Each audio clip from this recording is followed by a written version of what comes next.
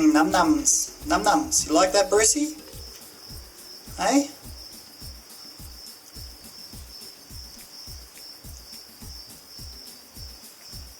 Reptiles in general love a little bit of egg. And these two Centralian blue tongues are in heaven right about now. Betsy and Brucey. Yeah, blue tongue go. Num num num num num num. Num num num.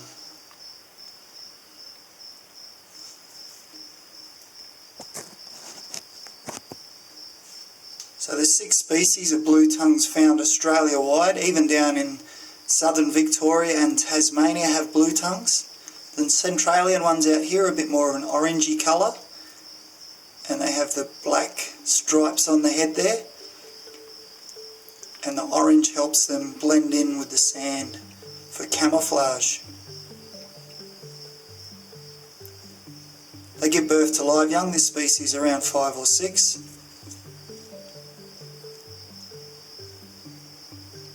And they only get to about 40 centimetres, whereas the common blue tongue up on the east coast,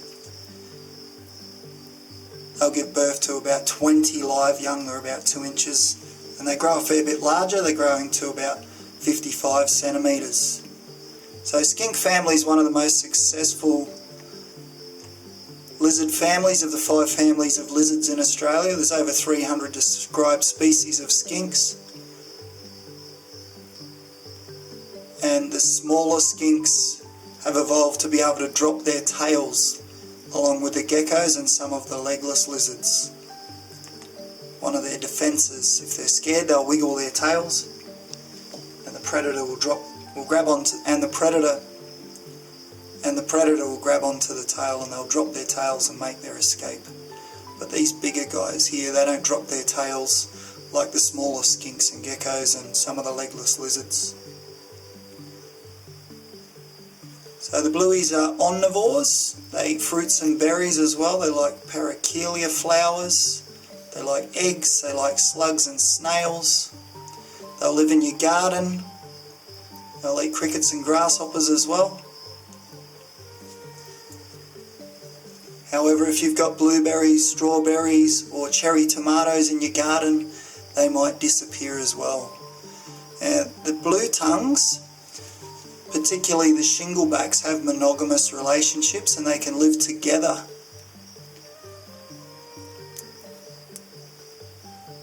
They will stay together for over 20 years.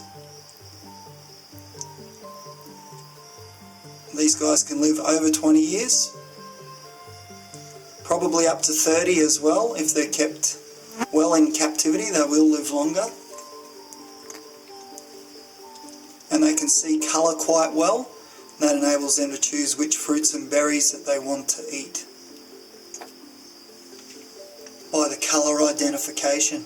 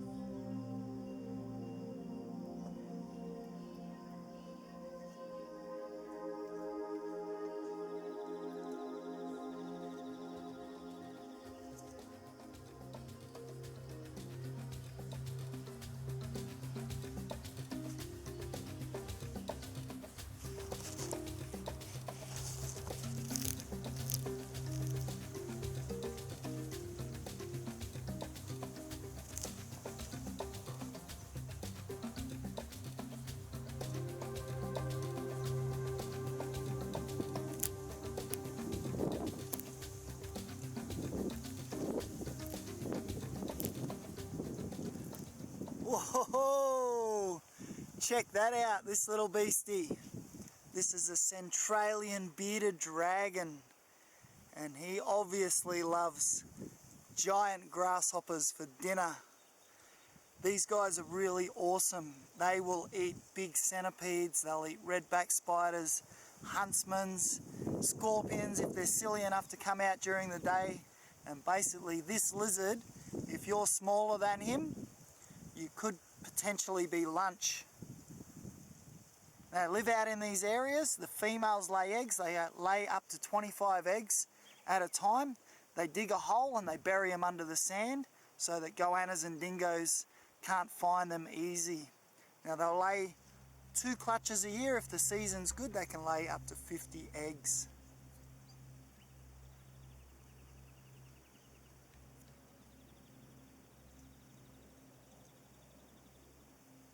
Check him out, he's got all the cool spikes all over him. And these lizards are kind of hipsters. If he's got a big cool beard and lots of big cool spikes, he'll get more girlfriends. And not all reptiles are actually territorial, but the dragon lizards, his cousins the frillneck, or even over on the east coast, the big water dragons, they have a territory, and the male will have a territorial area, and they actually communicate using sign language. So what they will do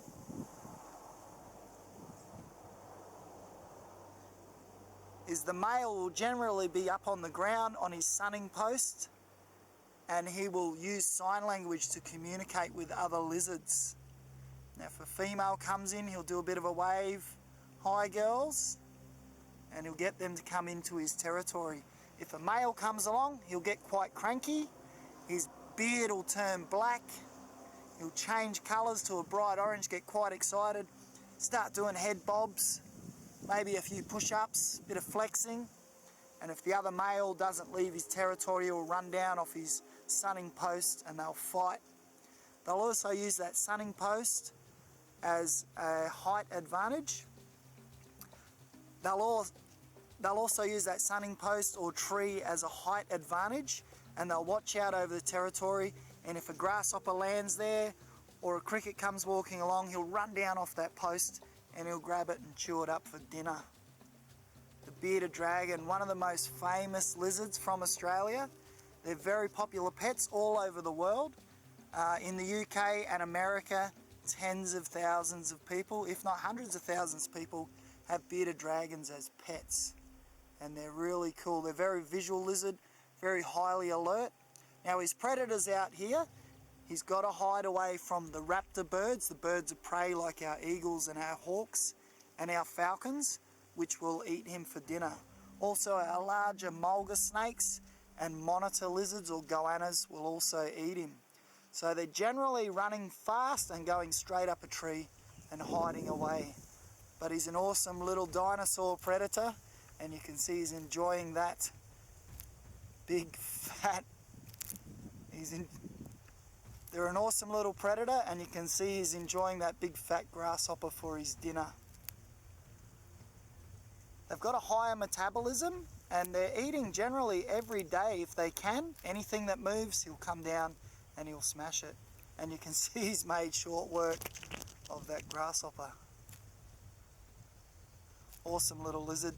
Mainly diurnal, daytime active, round pupils, very good vision, can see movement from a good distance. And generally, if you're walking along, he'll see you before you see him, and he'll straight up a tree. And they'll actually shuffle around the other side of the tree as you walk past, and they'll be sticking out their eye, looking at you from the other direction. Centralian bearded dragon. There's actually 6 species of these in Australia. They're found Australia-wide except for sort of southern Victoria and Tasmania. It's a little bit cold down there for them to be able to incubate or put their eggs in a place where they will hatch. So they're generally in the more arid areas where it's a little bit warmer. And of course in the southern areas they will hibernate June, July, August. They will disappear, and basically their stomach acids aren't working, they can't digest their food, so they will hibernate, go to sleep, just like your iPhone or your laptop. But yeah, awesome little lizard. Keep an eye out when you're walking around, you might see dragons around the place. Out here in Central Australia, we've got central netted dragons, we've got bearded dragons, we've got dwarf bearded dragons, we've also got military dragons, the long-nosed fence lizard or Gilbert's dragon. The long-nosed dragon also, and he's called the Tartar lizard because he's always waving and communicating with other dragons. So keep an eye out for these guys. Awesome reptiles. Let's go and see what else we can find.